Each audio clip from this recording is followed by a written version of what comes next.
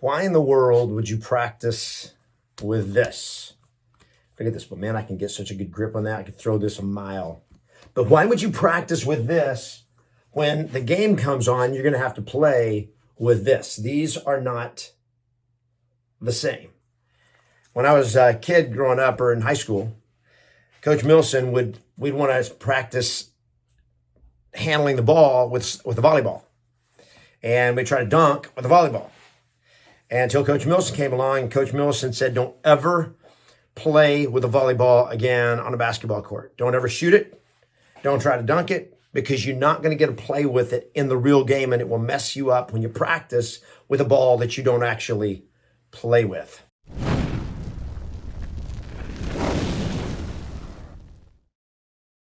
Hey there, it's your coach Kevin Ward with your Fire Zone message of the day, and how you practice matters. And I was role playing with one of the coaching groups the other day, 500K challenge group, and we get down in the listing appointment to now the first thing I'd like to do is review your situation and what's important to you about making this move. Is that okay? Sure.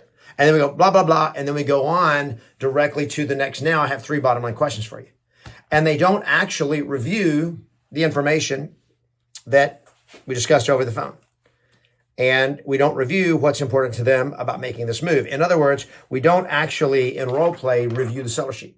We just skip right over it because it's not actually in the listing presentation script. And therefore, well, it's not here, so I don't have one with me, and so I'm not going to do it.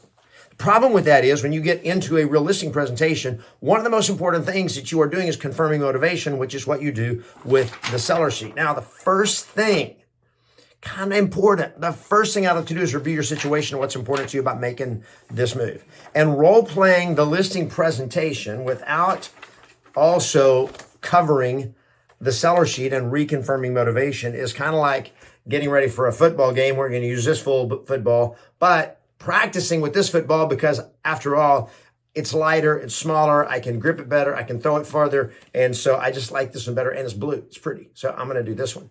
Shortcut. And just like Coach Milson would never let us practice basketball with a volleyball, don't do your role play in a way that you're not going to do it in real life. So you play the way you practice.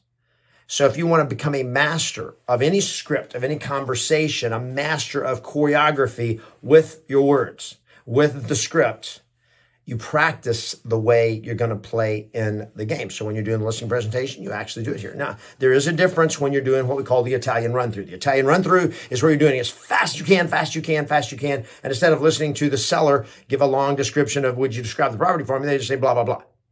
Nothing wrong with that because your brain is still going sequentially through the entire process.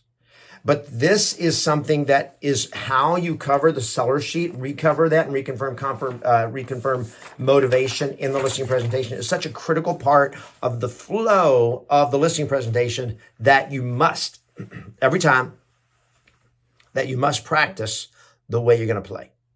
Okay, so just pull out your next listing appointment, the seller sheet that you have for your next listing appointment or last listing appointment, have that with you, and that's what you use in the role play every single time. You play the way you practice, so practice right. Where right now in your business are you taking shortcuts that you need to cut out? And if it's in role play, make sure you cut it out.